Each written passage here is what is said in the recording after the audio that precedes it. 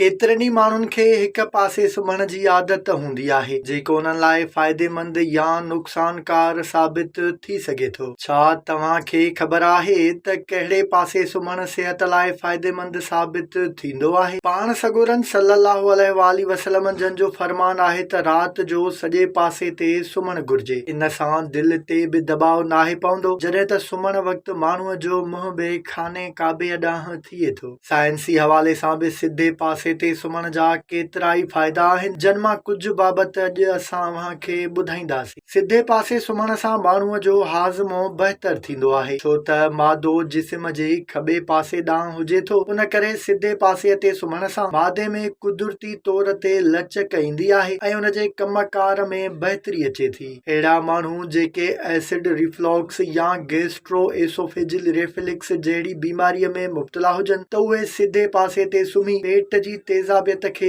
खाधे वारी नालीअ में मोटण खां रोके सघनि था, जंहिं सां तेज़ाबियत जे मसइले में घटिताई ईंदी आहे। सिहत जे माहिरनि जो चवणु आहे त सिधे पासे सुम्हण सां दिलि ते दबाव घटि पवंदो आहे, जंहिं सां रत जा वहिकिरा बहितर थींदा आहिनि, जेको गॾियल सिहत लाइ फ़ाइदेमंद आहे। ॻोढ़ारी औरतुनि खे घणे क़दुरु खॿे पासे सुम्हण जो मशवरो ॾिनो वेंदो आहे त जीअं उन्हनि जी जीन्स में रत जा वहिकिरा बहितर थियनि। जेतोणीकि कॾहिं कॾहिं इहो सही बि साबित थींदो आहे, पर सिधे पासे सुम्हण सां बि उन्हनि खे सुकून मिले थो। ख़ासि करे औरतूं सुम्हण वक़्तु तकलीफ़ महसूस कंदियूं आहिनि, पर सिधे पासे सुम्हण सां उन्हनि जी सिहत बहितर रही सघे थी। सिधे पासे ते सुम्हण दौरान हवा वारी नाली खुलियल रहण ऐं गले में नरमी पैदा थियण जो बि सबबु बणिबो आहे, जंहिंजे करे उन सां गोघरा हणण में बि घटिताई अचे थी। सिधे पासे सुम्हण वारा माण्हू घड़ी घड़ी निंड ख़राब थियण खां बचियल हूंदा आहिनि।